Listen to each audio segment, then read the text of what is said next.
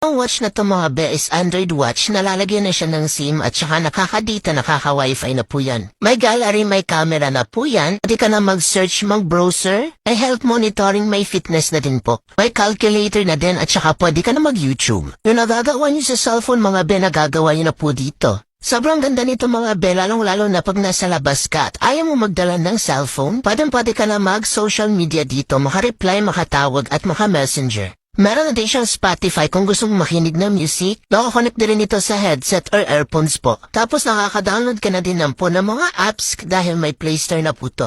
Sobrang mura lang ito mga bela tulad ng mga Android na cellphone natin dyan. Kung naghahanap ka ng mga ganitong smartwatch or Android watch, lalagay ko na lang dyan sa yellow basket natin. Kung gusto nyo mag-order, click the yellow basket for the go. Bye! Thank you!